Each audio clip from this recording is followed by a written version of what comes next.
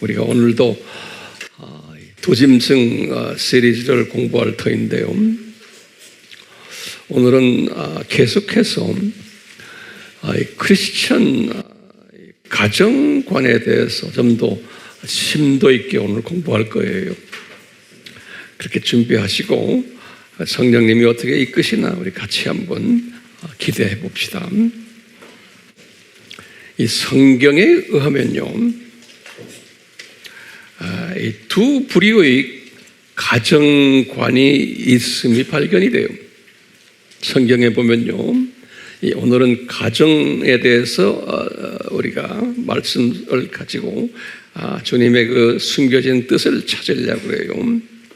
이 성경에 보면은 이 두 종류의 크리스찬들이 있어요. 어떤 부분에서냐면 이 가정관에 대해서요. 다른 말로 표현하면 모든 기독교인이 다 같은 가정관을 가지고 있지를 않아요.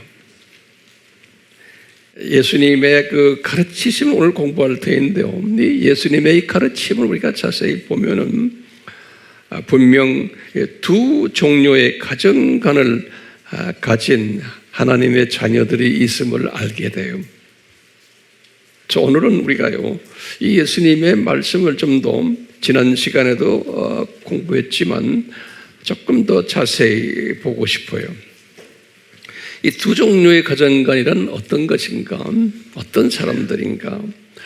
첫 번째는 이제 제자 반열에 들어온 분들의 가정관이에요. 그리고 이분들에게는 예수님이 이런 가르침을 주셨어요. 지난 시간에도 우리가 공부했어요. 이제 마태복음 10장 34절에서 37절에도 있었고, 또 누가복음 14장 26절에서 27절에 우리 지난 시간에 공부했어요. 두 번째 그룹은 일반 크리스찬들에게 주어진 가정관이에요. 이 가정관은 우리도 잘 알고 있죠.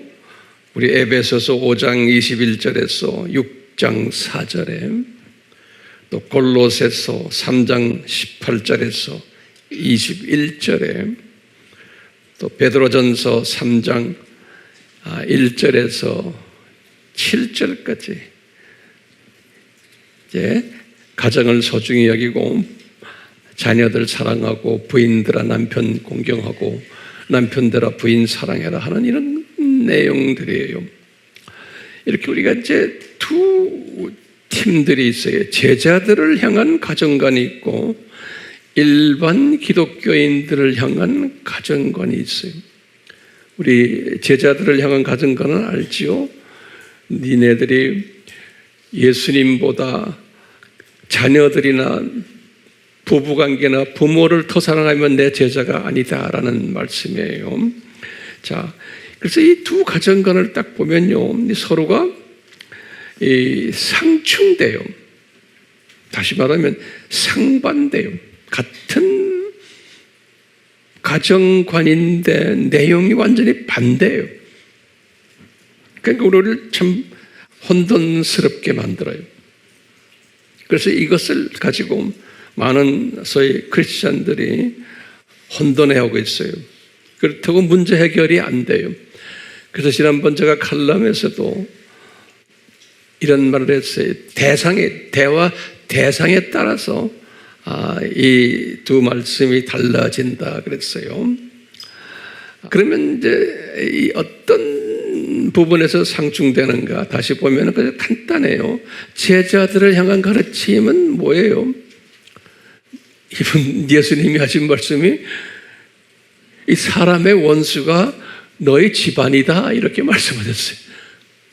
기억나세요? 그리고는 아내나 어미나 아들이나 딸이나 나보다 더 사랑하면 너는 내 제자가 아니고 하나님 나라에 합당하지 않다라고 말씀하신 거예요. 그러면서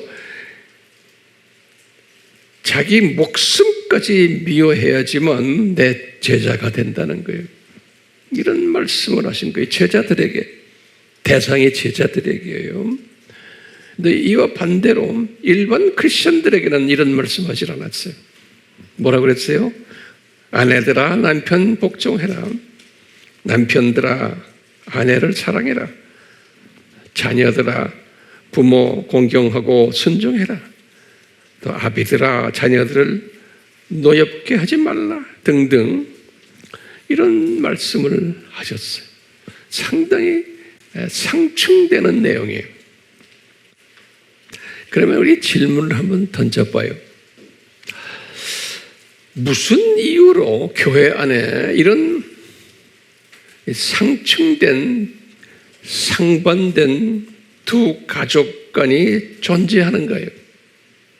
다시 말해요. 무슨 이유로 교회 안에 이런 두 상반된 가족관이 존재하는가? 거기에 대한 질문은 첫 번째 대답은 이거예요.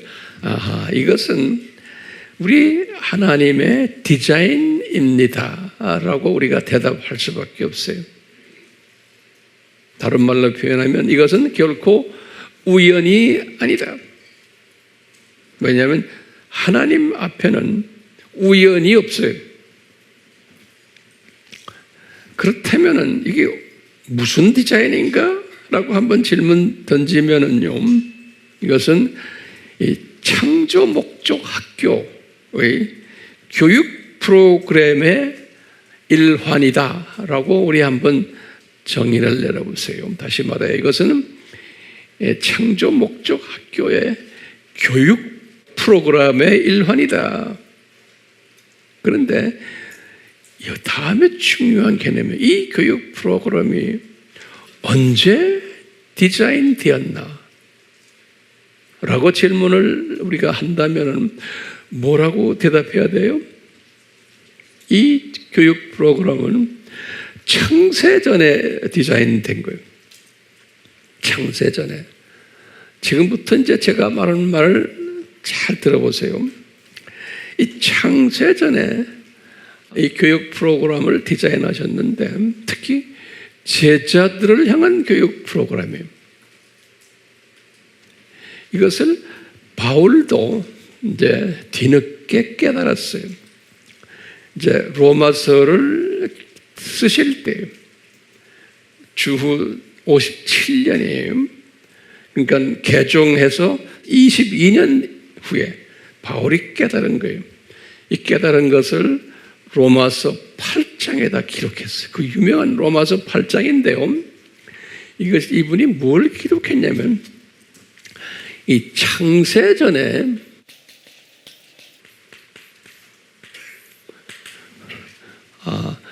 이제 이 두 부류의 기독교인들이에요. 다시 말해 두 부류의 기독교인들, 특히 제자급들이에요. 왜냐하면 8장 로마서 8장 인물들이에요. 이 8장 인물들에게 로마서 말씀하시는 거예요. 이제 바울이 깨달은 거예요. 뭐냐면 창세전에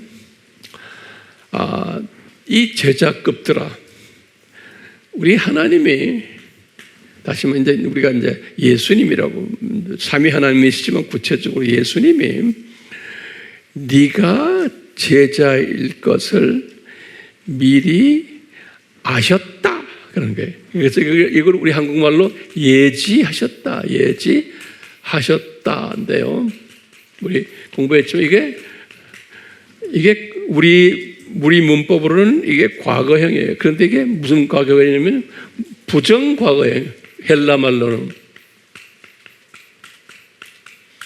그러니까 과거에 우리가 알지 못하는 어떤 부정, 몰라요, 정확하게. 그 과거에. 그런데 그것이 이제 창세전이에요. 당신을 8장 인물들아, 제자급들아, 당신을 예지하셨다 그랬어요. 그래서 이제 이것을 내가 칼럼에 대한 원어를 써드리겠지만 이건 영어로 보면 for new 그랬어요. 예지하셨다. 그러니까 나나 여러분들이 태어나기 전에 또는 만들어지기 전에 창세 전에 이미 제자라는 것을 예지하셨다는 거예요. 예지하셨다. 그래서 한국말은 예지 그래. 영어로는 뭐라고 그래요? foreknew 그래요. 같이 배우세요. foreknew. 기가 막힌 진리가 있어요. 예지하신 것만이 아니고 창세전이에요. 창세기 1장 1절 전이에요.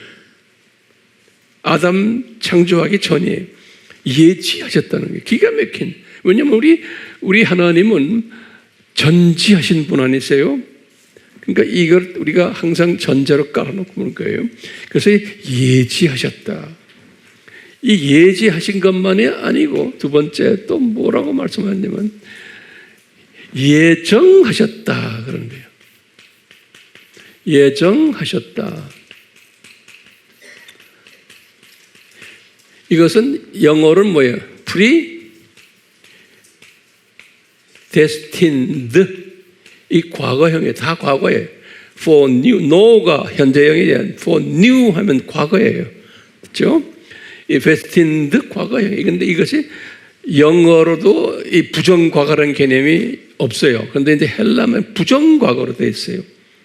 그래서 이게 예정하셨다. 뭐로 예정하셨나? 제자가 될 것을 예정하셨다는 거예요. 그러니까 언제요?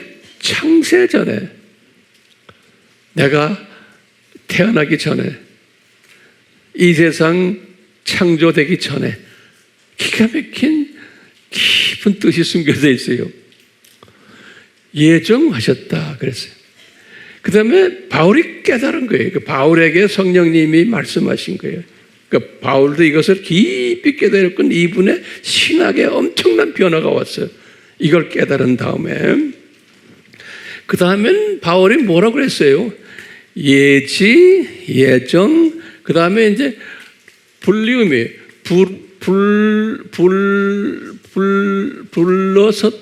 불렀다.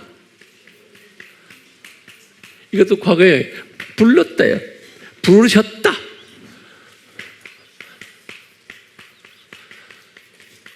이것을 영어로는 called 그랬어요.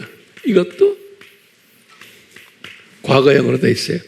그러니까 뭐예요? 바울의 입장을 보면 바울이 창세 전에 예수님의 제자가 될 것을 미리 삼위 하나님이 아셨다.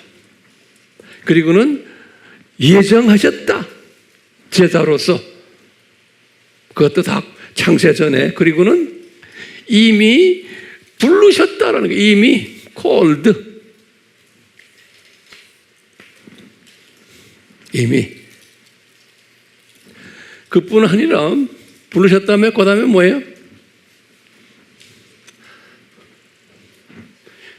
부르셨다. 그 다음엔 의롭게 하셨다 그랬어요.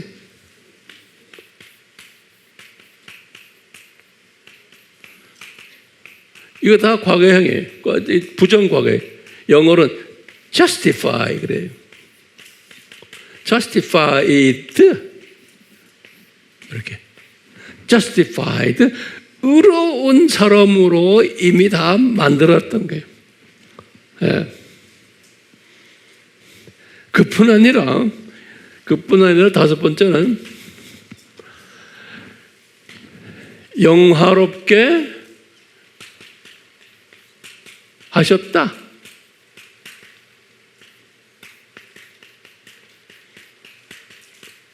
이걸 영어로 glorified라고 그래요.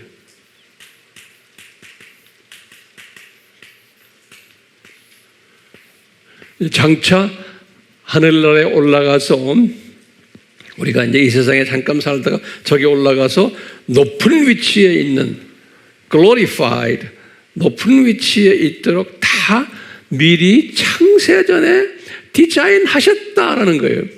이게 기가 막힌 예정론이에요. 그래서 이것을 예정론이라고 그러죠, 우리가요. 다시 순서 좀 같이 한번 외웁시다. 처음에 뭐예요? 이걸 항상 묵상하세요. 예? 예지하셨다, foreknew, 예정하셨다, predestined, 그 다음에 뭐예요? 불렀다, called, 그 다음에 의롭게 하셨다, justified, and 영화롭게 하셨다, glorified. 이렇게 예수님께서 이렇게 창세전에 미리 다 이렇게 디자인하셨다는 거예요. 제가 지금 말하는 건 뭐냐면요, 이 제자급들을 이렇게 디자인하셨다는 거예요. 제자급들을. 네. 그렇기 때문에 이 예수님의 이 제자 되는 사람은, 여러분들과 제가 만약에 제자라면, 만약에 이렇게 이 5가지의 패턴으로 이미 우리는 디자인되어 있다라고 보는 거예요. 그런데 우리 주변에 많은 기독교인들이 있지만 이 디자인 속에 들어가 있지 않는 분들이 대부분인 거예요. 그런데 여기 제자급들만 이 디자인 속에 있는 거예요. 여기 굉장히 중요한 개념이에요. 오늘 우리가 다루려고 하는 개념이에요. 여기 앉아 있는 분들이 이 제자급 개념에 들어온 분들도 여기 있을 거고, 안 들어올 분들도 여기 있어요. 그걸 가지고 우리가 사람을 이렇게 보는 거예요. 이분이 제자급인가 아닌가. 그러려면 이걸 보면서 그 사람을 내가 보고 나를 더 점검하는 거예요. 자, 그 연습을 오늘 좀 우리가 좀 하려고 그래요. 준비됐어요?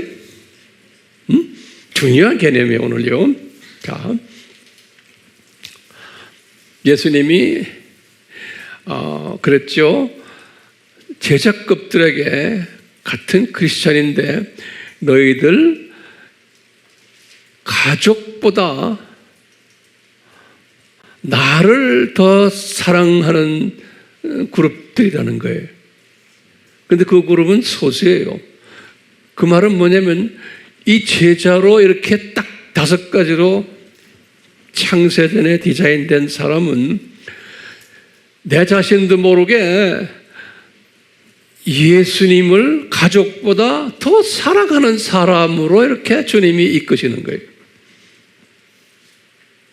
그 뒤집어서 보면 아무리 우리가 성경 공부 많이 하고 유명한 목사고 뭐 유명한 신학자고 했는데도 이 카테고리에 안 들어가는 사람 엄청 많아요. 다시 말하면 가족이 더 소중하고 내 사역이 더 소중하고 예수님을 이용해서 그냥 내가 더 유명해지고 이런 데 관심이 많은 사람들은 이렇게 딱 보면은 아하, 이분들은 제자가 아니구나 라고 볼 수 있는 거예요. 그러니까 이 제자로서의 이 딱 예정된 이 디자인된 카테고리에 안 들어가 있는 사람이구나 라고 볼 수가 있는 거예요. 이제 그런 의미로서 우리가 오늘요 한번 같이 이렇게 볼 게 있어요. 뭐냐면 오늘 주님이 우리에게 보여주시는 게 뭐냐면 이 제자급 사람들과 제자급처럼 보이는데 가짜 제자급 사람들을 주님이 우리에게 보여주는 게 있어요. 그걸 한번 우리가 말씀 속에서 같이 보려고 그래요. 예. 자, 그러면 좀 우리가 이 예수님이 자기 제자들을 불렀을 때 그 모습을 보면서 우리가 볼 수가 있어요. 그래서 우선요, 첫 번째, 이 제자급들을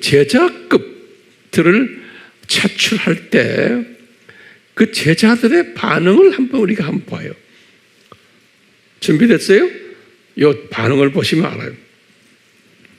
이 카테고리에 있는 분들인가 아닌가를 금방 볼 수가 있어요.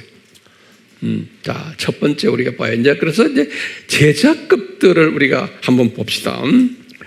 이제 제자들을 예수님이 이렇게 부르실 때 처음으로 부른 제자가 누구냐면요, 순서대로 하나씩 적으세요. 베드로와 그 동생 안드레예요. 이 베드로와 안드레를 부르는 장면을 잠깐 우리 보면 재밌어요. 이분들의 아버지 이름이 뭐냐면 요나라고 그래요. 조나예요. 요한복음 1장 42절에 보면요, 이 요나가 베드로와 안드레의 아버지다 이렇게 나와요. 그런데 이분들이 전부 다가 어부였어요. 갈릴리 호수에서. 마태복음 4장 18절에 보면요. 근데 이분들이 그물을 던지며 고기 잡이를 하고 있을 때예요. 그물을 던지면서 고기 잡이를 했을 때 예수님이 이분들에게 나타나셨어요. 예수님이 중요한 개념들에게 예수님이 나타나셨는데, 예수님이 뜬구름도 없이 뭐라고 말씀하시냐면, 얘들아, 너희들 나를 따라오라 그러는 거예요. 그러면서 내가 너희로 사람을 낚는 어부가 되게 하겠다 이렇게 말씀하세요. 마태복음 4장 19절에서요. 자, 그럴 때 이들의 반응을 우리가 딱 보면 참 신기해요. 거기 보면요, 이 마태가 또는 누가도 뭐라고 써놨냐면요, 그들이 즉시 그물을 버려두고 예수님을 따랐다 그렇게 써있어요. 마태복음 4장 20절에 예수님이 나를 따라라, 내가 너희로 사람 낚는 어부가 되게 하리라 딱 말씀이 끝나자마자 보면 중요한 단어가 있어요. 즉시라는 단어가 있어요. 기가 막히게 우리 한국말로도 즉시라고 번역이 되어 있어요. 영어로는 뭐냐, immediately 그랬어요. 우리 immediately 알죠? 어느 영어 성경에도 immediately 그랬어요. 예, immediately. 그러니까 그 말이 떨어지자마자 즉시 그물을 버려두고 예수님을 따랐다 그랬어요. 이 말은 뭐예요? 기가 막힌 말이에요. 그물이라는 게 뭡니까? 사업을 딱 정리하고는 예수님 따랐다는 거예요. 예. 자기 가족을 먹여 살릴 사업이 고기잡이 아니에요? 그리고 그 아버지도 아무 말도 안 하고 그 아들 둘을 그냥 예수님께 그냥 가게 놔뒀다는 거예요. 이런 걸 딱 보면요, 이분들은 어떤 분들일까? 이미 창세전에 예수님의 제자들로 예지가 되어 있었고 예정되어 있었고 이제 이미 불렀어요. 창세전에. 그리고 어렵게 했고 영어롭게 했던 분들이기 때문에 이런 반응을 하게 된 거예요. 기가 막힌 가르침이 여기에 숨겨져 있어요. 그냥 자기에게 자유의지로 한 것도 아니에요. 그냥 이미 되어 있기 때문에 그냥 성령님이 그냥 자연스럽게, 그래서 immediately, 즉시 딱 가정 걱정도 안 하고 사업 걱정도 안 하고 심지어는 아버지까지 그냥 니네들 왜 가? 이 사람 이름 잔소리도 안 하고 토시를 달지 않았어요. 즉시. 그래서 보면은 부모님과 상의하지도 않고 가족과 작별 인사도 하지 않고, 베드로는 분명 마누라가 있어요. 마태복음 8장 14절에 보면 장모님이 있다고 그랬어요. 마태복음 8장 14절에 장모님이 계셨어요. 그러니까 마누라가 있는 사람이에요. 그런데도 만사 제쳐놓고 기다렸던 것처럼 그냥 즉시 예수님을 따랐다 그랬어요.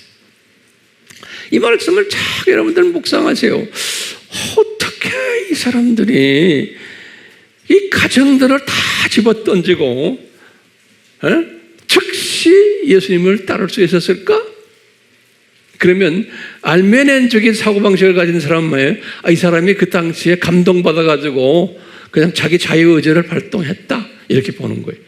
근데 그게 아닌 거예요. 이것은 이미 우리 칼빈주의에서 보면 이미 창세전에 이 사람을 이렇게 예수님의 제자로 예지했고 예정했고 불렀고 의롭게 하고 영화롭게 했다는 이 큰 그림을 보는 거예요.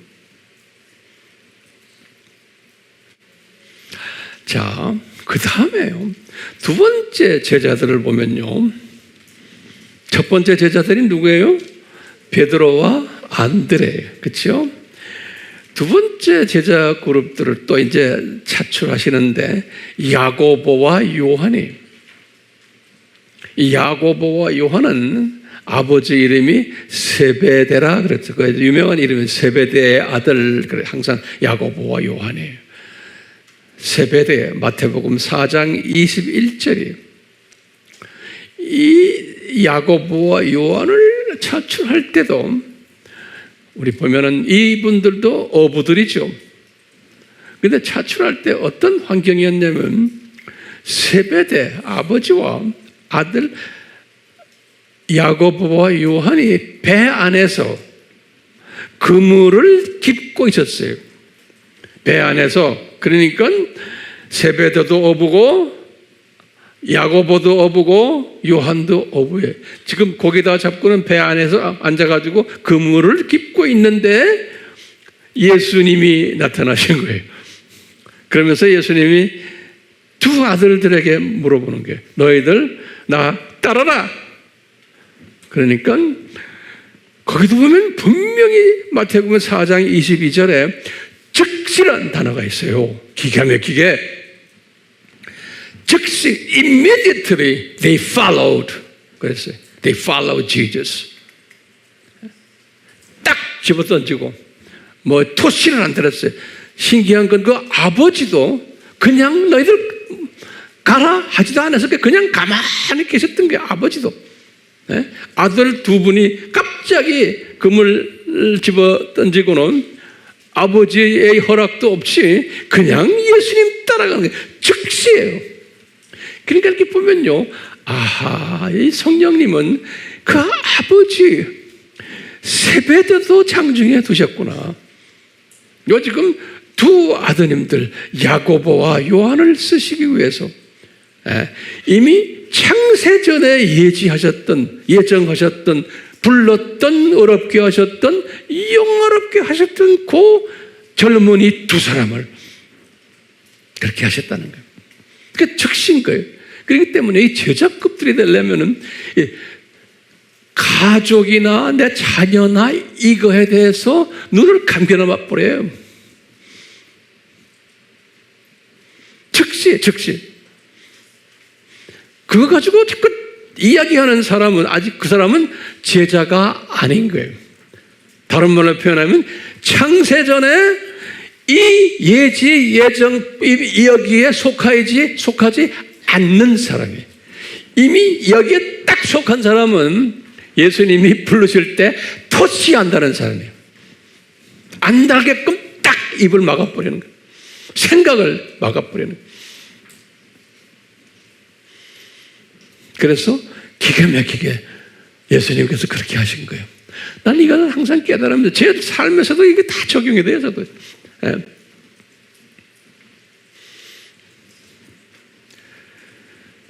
빌립도 그랬고 마태도 그렇고 다 이런 과정들을 겪었어요.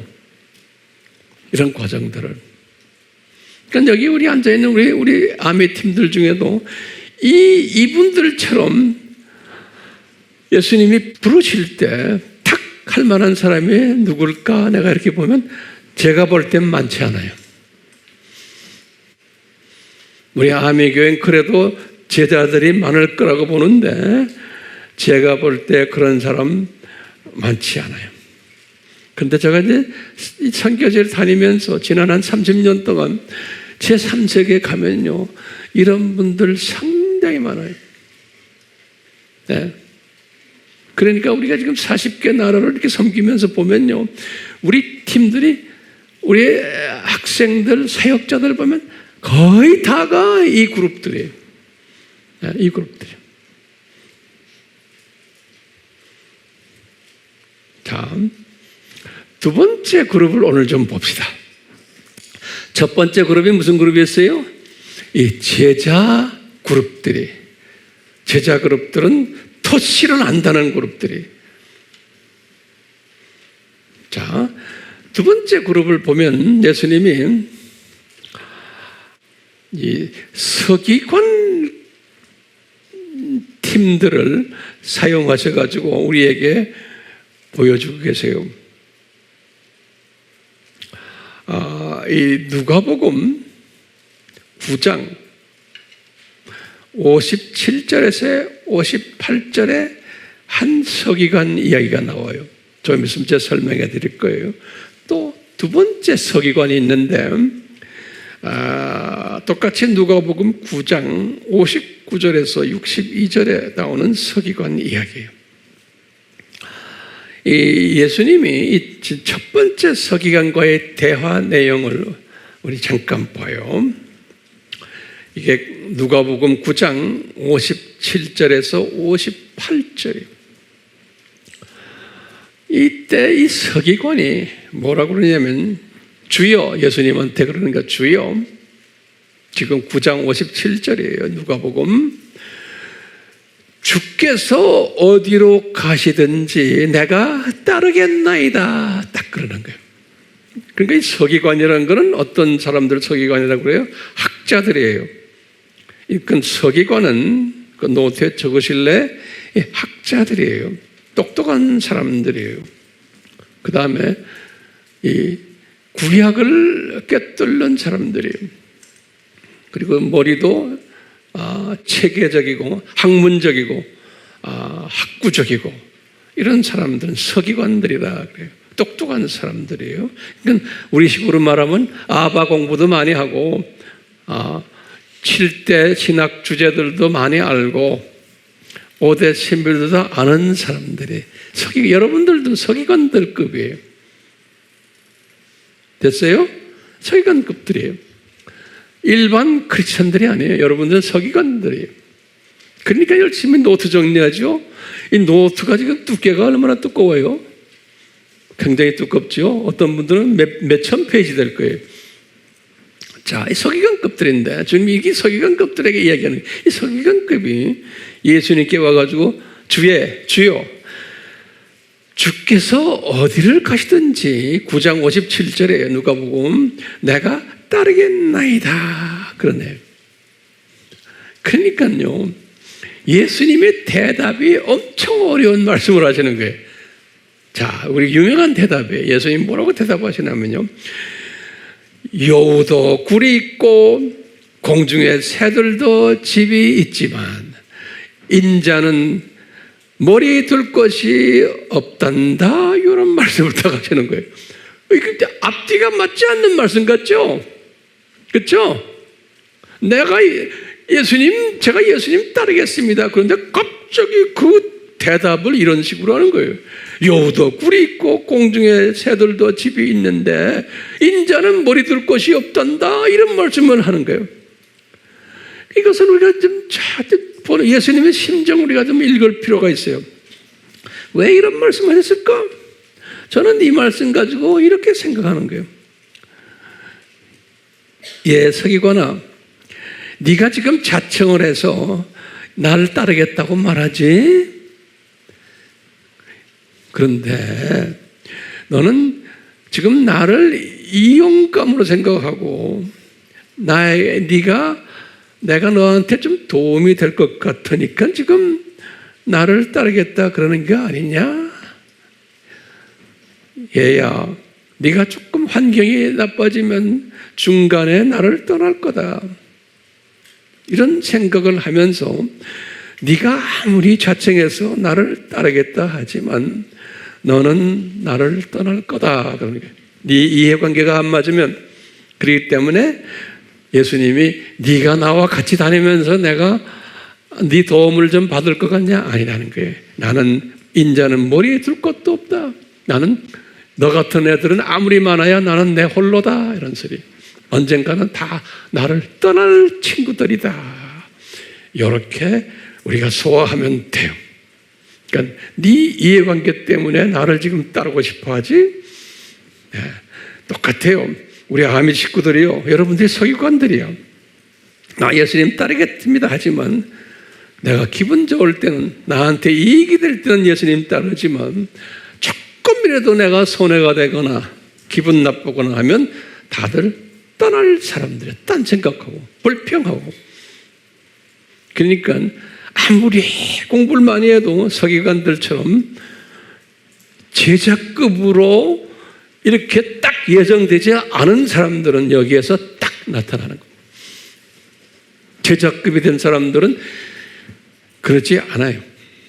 자, 보세요. 그러면서 첫 번째 서기관한테 이런 식으로 말을 하시고는 이어서 두 번째 서기관을 또 주님께서 말씀하세요. 누가복음 9장 59절에서 이어서요. 62절까지예요. 이 서기관들, 이분들이 서기관이라는 말은 어디에 나오냐면 마태복음 8장 21절에 보면 이분들이 서기관이라는 말이 나와요.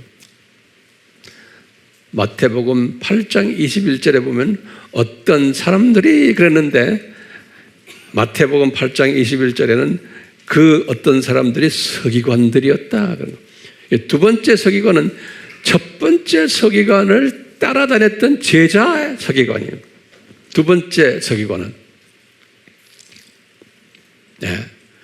첫 번째 서기관은 이분이 예수님이 널 따라와라 이렇게 한 게 아니고 이분이 스스로가 자청해가지고 저 예수님 따르겠습니다 했던 서기관이에요. 요 서기관은요. 그럴 때 예수님이 너 따른다고 그랬지? 인자는 머리 둘 것도 없다. 다시 말하면 너 나 따르다가 안 따를 거야 라고 보시는 거예요. 근데 두 번째 서기관은 반대로 실제로 본인이 자청한 것이 아니고 예수님이 제자들에게 명령하신 것처럼 명령을 하세요. 얘야, 너 나를 따라라 그러신다고. 누가복음 9장 59절에 두 번째 서기관은요. 너 이제 공부도 많이 했지, 아바 공부도 많이 하고 다 했으니까 너 나를 따라라 이렇게 말하니까 59절에 9장 59절에 그러니까 이 양반이 예수님께 대답하는 게 참 기똥차요. 뭐라고 말하냐면 주여 나로 먼저 가서 내 아버지를 장사 지내게 하소서 그러는 거예요. 그러니까 아버지가 아마 세상 떠난 모양이에요. 그러니까 예수님이 뭐라고 대답하시냐면 죽은 자들로 그들의 죽은 자를 장사 지내게 하고 너는 가서 하나님 나라를 전파하라 이렇게 말씀하시는 거예요. 그러니까 장례식 가지 말고 나 따라라 이게 누가복음 9장 60절에 그래요. 이에 이 서기관이 뭐라고 또 예수님께 당부를 하냐면요. 주여 내가 주를 따르겠나이다. 그러나 그러면 토시가 있어요. 먼저 내 집에 있는 가족에게 작별 인사하고 그 다음에 따르겠습니다. 이렇게 말하는 거예요. 9장 61절에 지금 이게 지금 요 말씀과 앞에 제자들과 같아요. 제자들은 뭐 했어요? 토치 달았어요? 안 달았어요? 안 달았어요. 즉시에 제자들은 그렇죠? 근데 이 사람들은 지금 뭘 걱정하는 거예요? 가족을 걱정하는 거예요. 여기서 차이가 나는 거예요. 가족을 걱정하는 거예요. 또 가족들도 당신 예수님 따라가려면 가족부터 생각하고 해! 하고 막 또 집안의 식구들이 또 그렇게 어려움을 주잖아요. 그 가정 십자가죠. 그러니까 이분이 그런 게 먼저 내가 집에 가서 가족들에게 작별을 고하고 내가 예수님 따르겠습니다. 그러니까 예수님의 반응이 기가 막힌 반응을 하신 게 오늘 설교 제목이에요. 예수님 뭐라고 그러시냐? 보세요.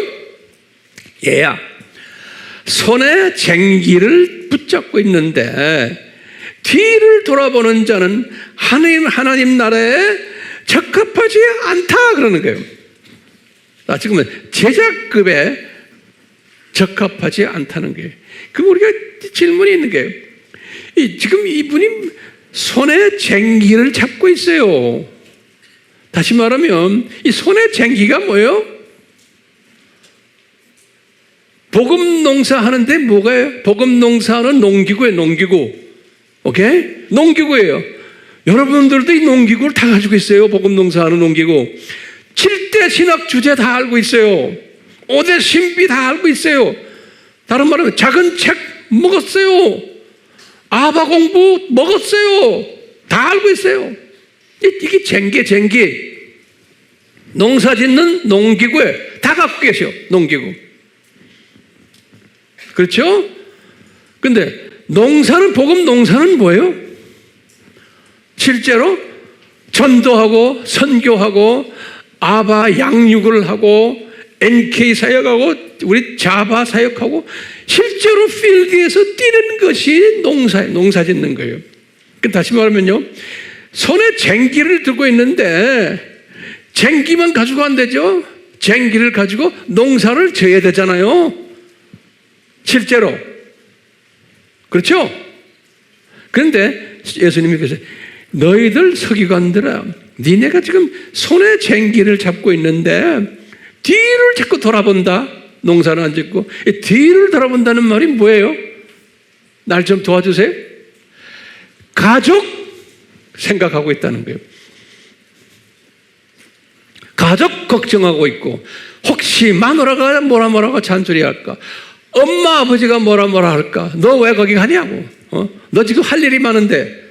이렇게 뒤를 돌아보는 자들은 나의 제자로 합당하지 않다는 거예요. 다시 말하면 아무리 우리가 아바 공부 많이 하고 아무리 우리가 실력이 있어도 가족 신경 쓰고 가족 일에 내가 우선하고 이 모든 톡시를 달고 있는 사람은 아니라는 거예요. 즉시 하는 사람이 아니기 때문에 그런 거예요. 그렇기 때문에 이 서기관이란, 왜 이렇게 예수님이 서기관을 사용하셨어요? 아는 게 많은 사람들이에요. 오늘날 말하면 목사들이고 신부들이고 신학자들이고 선교사들이에요. 이런 사람들이 서기관들인데 뒤를 돌아보는 사람들이에요. 항상 가족 걱정하고 가족을 우선으로 생각하고 가정 십자가를 꺼려하고 지지 않으려는 사람들이에요. 즉시가 아니에요. 이런 사람들이 있다는 거예요. 그러면 제가 질문 던지게, 왜 서기관들인데, 왜 목사들이고, 왜 신부들이고, 왜 신학자들이고, 선교사들인데, 왜 추기경이고, 다 유명한 사람들인데, 왜 이 사람들은 이렇게 가족 걱정을 할까요? 왜? 다시 말하면 뒤를 돌아보는 거예요. 항상 쟁기는 가지고 있는데 항상 뒤를 돌아보고 있는 거예요. 왜 그럴까요? 그럼 뭐라고 대답해야 돼? 이 칠판에 지금 이 5가지 이것을 가지고 있지 않는 사람들, 예수님이 이것을 주지 않은 사람들, 주지 않았는데 목사들이 산적이 많아요. 자기 기분 좋아서 또는 주변에서 뭐라고 그래서 신학교 가면 다 목사 돼요. 그러니까 엄청난 많은 이 서기관들, 목사들이 이 제자로서 이게 예정되지 않은 사람들인데 그런 사람들 엄청 많은 거예요. 어떻게 하느냐? 그럼 뭐라고 그래요? 어떻게 구별하느냐? 그럼 어떻게 구별해요? 예수님보다 뭐예요? 가족을 우선 생각하는 사람은 아닌 거예요. 여기 앉아있는 분들이요, 아무리 우리가 이렇게 공부를 많이 해도요, 예수님보다 이 가족 생각을 먼저 하는 사람은 제자가 아니에요. 그냥 크리스찬들. 예수님의 지금 이 가르침에 의하면 그러니까 그래서 서기관을 주님이 지금 이렇게 사용하시는 거예요. 서기관들.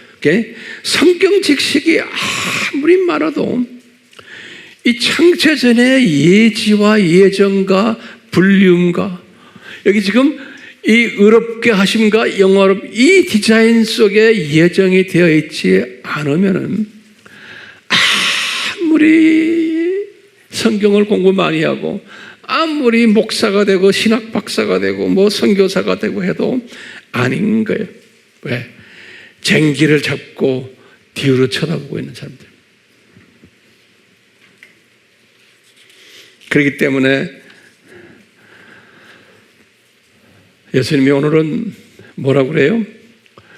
너희들 이 쟁기를 잡고 뒤를 쳐다보지 않는 사람, 뒤를 돌아보지 않는 사람, 다시 말하면 가족을 예수님께 완전히 맡겨버리는 사람이에요. 제 말 들으세요? You totally, 완전히 가족을 예수님께 맡기는 사람. 그러니까 그게 평강에 있는 거예요. 주님이 책임지실 것을 믿고 맡겨버리는 사람. 그게 제자인 거예요. 그러니까 예수님의 제자들도 딱 예수님이 부르실 때 그냥 즉시로 반응하셨잖아요. 그걸 우리에게 보여주는 거예요. 이 서기관들은 즉시가 아니고 토시를 단 사람들. 그것도 가족에 대한 토시를 단 사람들. 여기서 차이가 나는 거예요. 자, 이제 결론 말씀드릴게요. 우리가 지금 오늘날은 두 짐승이 지금 난무하는 세대죠. 다시 말하면 예수님의 공중 재림이 가까운 시대. 이런 시대, 다시 말하면 마태복음 24장 14절이에요. 모든 족속에게 복음을 이제 전파하게 되는데 거의 지금 족속 복음화가 거의 끝나는 때에 우리가 살고 있어요. 이런 때 예수님이 어떤 사람을 지금 필요로 할까요? 크리스찬들은 많지만 예수님이 필요로 하는 사람들은 제자급 사람들이에요. 다시 말하면 한 주인만 섬기는 제자들이 많이 필요한 시대예요. 그 노트에다 좀 적으세요. 한 주인만 섬기는 제자들이 많이 필요한 시대예요. 이 마지막 추수 일을 하는 일을 해야 하기 때문에.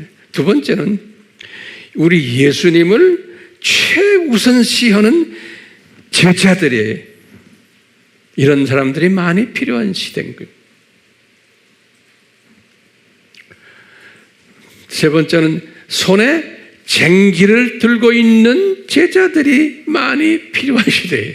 다시 말하면 실력을 키우는 사람들.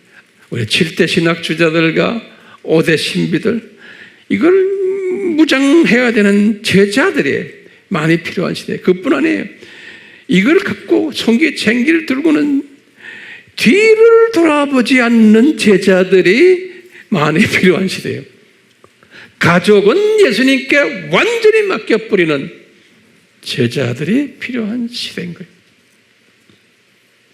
다른 말로 표현하면 창세전의 이 로마서 8장 이 지금 5가지의 이 지명을 받은 이런 제자들이 많이 필요한 시대에 우리가 살고 있어요. 감사하게도 제가 지난 한 30년, 40년을 이것을 가지고서 온 세계를 돌아다니면서 주님께서 한 40여 개의 나라에 우리 아미 동역자들을 붙여주셨어요.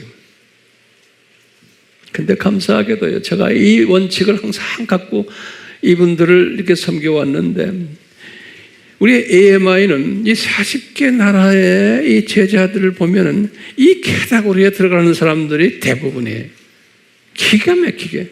우리 한국보다 다른 나라에 이 카테고리에 들어가는 사람들이 훨씬 더 많아요. 우리 AMI 안에는 이 조건을 다는 사람들이 아니에요. 황 목사님, 가족 걱정하고 돈 좀 더 주세요 이런 사람은 없어요. 돈과 가족은 딱 맡겨놓고 하는 팀들이. 주님이 황 목사라는 이 사람에게 이 은혜를 주셨어요. 이런 사람들을 저에게 붙여주셨어요. 참 기가 막히게. 돈 때문에 따라오는 사람이 없어요. 이 은혜를 받은 사람들을 주님이 붙여주셨기 때문에 우리 AMI가요, 주님이 이분들을 만지시고 이분들을 가지고서 일을 하기 때문에요, 제가 힘들질 않아요. 내가 인위적으로 뭐 할 것도 없어요. 그냥 주님의 말씀만 잘 전해주면은 그걸 가지고 자기네들이 소위 재생산하고 재생산하고 해요. 이런 사람들이 너무나 우리 주변에 많은 거예요. AMI 아니요. 예. 그렇게 보면 아하, 주님 정말 감사합니다. 이제 우리의 과제가 이 제3세계는 지금 40개의 나라들은 이렇게 해서 쫙 굴러가고 있어요. 주님이 그렇게 하고 계세요. 저는 가끔 가다가 이제 이분들 가서 격려해주고 방향 제시해주고 힘을 넣어주고, 이런 사도 바울도 선교지를 다니면서 항상 그런 거 하셨어요. 똑같아. 제 짭이 건 거예요. 그래서 주님이 저를 정신없이 바깥으로 자꾸 내보내는 거예요. 가서 이 보배스러운 이 형제들을, 자매들을 잘 격려해 주라고. 그러니까 제가 이렇게 한번 나타나면은 그렇게 좋아가지고 힘을 받아가지고 그래요. 그 모습을 이렇게 보면 하나도 참 주님께 감사한 거. 이런 보배스러운 형제 자매들을 주신 게, 그게 우리 AMI 선교예요. 이제 우리의 과제가 지금 우리가 이제 NK를 지금 우리가 그렇게 해야 되는 거예요. 그러니까 NK 안에 그 많은 NK 기독교인들 중에서 요 창세전 이 5가지의 카테고리에 들어가는 제자들을 찾아내는 게 우리가 NK 사역이에요. 그러니까 우리가 이제 NK 사역을 하면서 보면은 그런 사람들을 예수님이 이제 보내주시는데, 토시를 달고 뭐 이것저것 하는 거, 이제 우리는 영분별력을 가지고 그걸 불출해야 돼요. 이런 사람들은 제척불해야 돼요. 주님이 또 제치게 하시니까 우리가 그런 쓸데없는 사람들을 만나가지고 우리 에너지와 우리의 모든 자원을 낭비할 필요가 없어요. 왜냐하면 열매가 안 맺혀요. 우리 지금 일본도 마찬가지예요. 그래서 지금 일본도 주님이 자꾸 이렇게 정리를 해주세요. 채로 쳐가지고 정리해 주시면서 그런 사람들을 자꾸 모아줘요. 이번에도 가보니까 많이 또 채를 쳐서 정리가 됐어요. 저는 그런 시각으로 이번 사역도 이렇게 보고 NK 사역도 보고 그래요. 오늘도 우리 NK 담당하시는 이제 이 목사님이 저한테 NK 목회자들 안에 중에서 이제 우리 아미와 같이 일하고 아미 공부를 하고 싶어 하는 사람들이 점점 늘어난다는 거예요. 네. 우리 이 세상은 무엇인가 그 책을 보고 감동을 받고는 우리 아미와 동력하고 싶어 하는 사람들이 많이 늘어난다 했지만, 그렇다고 해서 그냥 기분 좋거나 그렇지 않아요. 과연 이 카테고리에 들어오는 사람들을 보내주시냐 하느냐, 그게 이제 우리의 과제예요. 그러려면 우리가 영적 분별력을 가질 필요가 있는 거예요. 우리가 이런 공부를 하는 게 뭐냐? 분별력을 가지기 위해서요. 그리고 여러분들도 마찬가지예요. 얼마나 많은 우리의 아미 팀들이 가족 던지고 가족 걱정하지 않고 직장 던져버리고 예수님 앞에 내가 사용받겠습니다 하는 사람들이 얼마나 있을지 I don't know. 이제 그럴 때가 됐는데, 그러니까 그런 분들은, 던지지 않는 분들은 그냥 서기관급들로 생각하시면 돼요. 나쁘다는 게 아니에요. 다시 말하면 이 카테고리에는 속해 있지 않는 분들이구나 라고 보면 되는 거예요. 오케이? 예. 제 설교는 오늘 이걸로 끝내도 되겠죠? 어려웠어요? 기분이 안 좋아요? 왜냐하면 자기 입장에서 보면 기분 좋은 분도 있지만 대부분의 사람들은 기분 안 좋아요. 자기 생각하기 때문에 그래요. 그렇지만 이제 이런 메시지를 딱 받고는 아하, 내가 이 제자 그룹에 들어오려면은 어떻게 해야 되는구나. 다시 말하면 가족을 없애버리라는 게 아니에요. 사업 집어던지라는 게 아니에요. 이 사람들은 금을 다 집어던졌지만 그렇게 해도 좋지만 거기까지 가려면 좀 무리가 되겠지만 저도 주님이 여기까지 오는데 이 단계적으로 주님이 저를 훈련시키셨어요. 똑같이 여러분들도 이 단계 속에서 지금 훈련받고 있는데 어느 때가 되면은 저 집어던지고 뛰게끔 하세요. 그럴 때 그 자유를 느끼는 때가 와요. 그런데 자꾸 토치를 달고 요거 계산하고 하는 사람은 보면은 저는 이렇게 딱 보면은 아, 이분은 좀 더 기다려야 되겠구나. 안 그러면 포기해야 되겠구나. 기다리는 거와 포기하고 달라요. 오케이? 예컨대 뭐 그만하겠어요. 하면 잔소리 될 것 같아. 그렇죠? 오늘은 이 원칙을 잊지 말아 주시길 바라요. 오늘 원칙이 뭐였어요? 제자급들 이 불림을 받을 때 어떻게 반응했느냐? 그 사람들이 왜 이렇게 반응했느냐? 그러면 뭐라고 대답해야 돼? 이것이 되어 있는 사람들이구나 이게 창세전에. 오케이? 그 다음에 서기관급들은 말씀을 잘 알고 똑똑하고 다 하고 다 목사가 됐고 선교사 되고 다 됐는데 이분들은 토시를 다는구나. 가족을 먼저 내가 좀 책임져야 되지 않습니까? 사도 바울도 그랬잖아요. 베드로도 보면 가족 잘 돌보라고 그랬잖아요. 그럼 거기에 초점을 두는 사람은 그럼 뭐라고 되게? 아, 이것을 못 받은 사람들이구나 라고 생각하시면 돼. 됐어요? 네.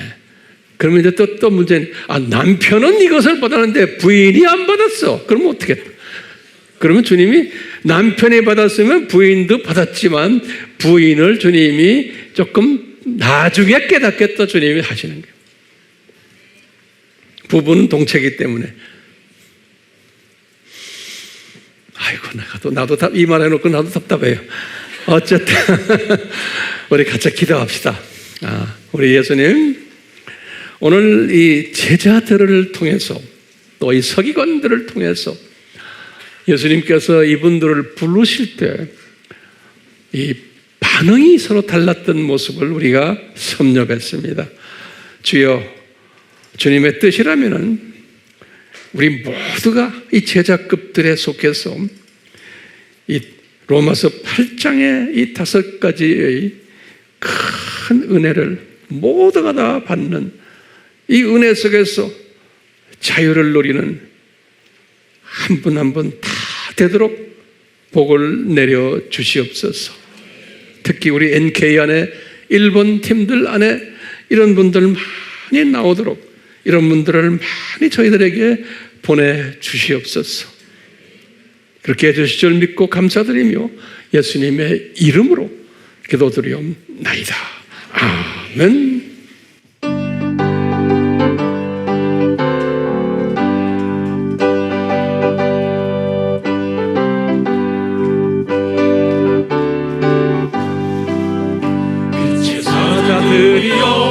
가서 어둠을 물리치고 주의 진리 모르는 백성에게 복음의 빛처럼 빛의 사자들이여 복음의 빛처럼 죄로운 밤 밝게 비춰라 빛의 사자들이여 선한 사역 위하여 힘을 내라 주 함께 하시겠네 주의 크신 사랑을 전파하며 복음의 빛처럼 빛의 사자들이여 복음의 빛처럼 새로운 밤 밝게 비춰라 빛의 사자들이여 주님 부탁하신 말 순종하여 이 진리 전파하라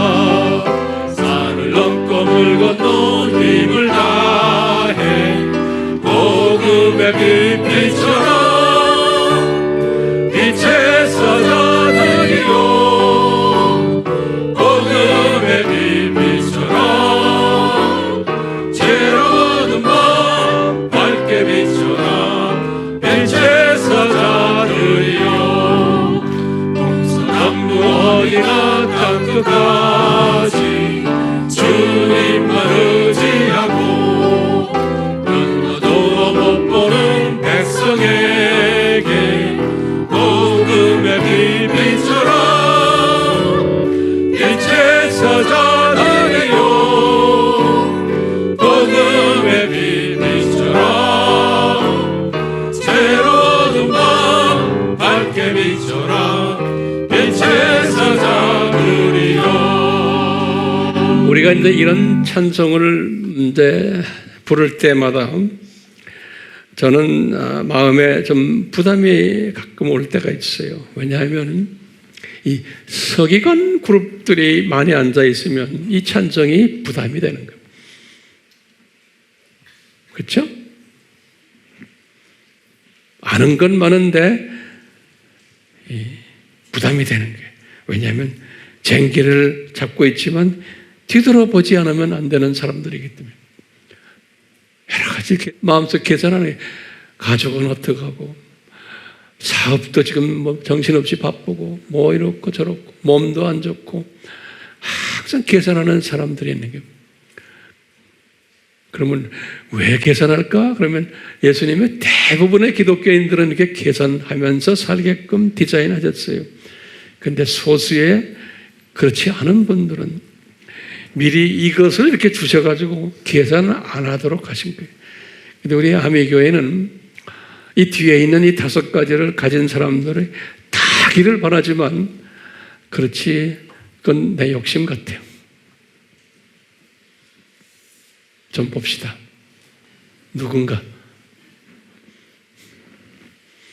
다 같네요. 다 제자들 같아요. 아멘? 아멘이야, 아멘이야. 우리 예수 그리스도의 이게 무한하신 은혜와 하나님 아버지의 사랑하심과 성령님의 가르쳐 주심과 깨닫게 하심과 또 이 로마서 8장의 이 5가지의 이 그룹 속에 들어오게 하시는 성령님의 역사하심이, 은혜 베푸심이 한 사람도 예외 없이 우리에게 임하기를 예수님의 이름으로 축원하옵나이다. 아멘.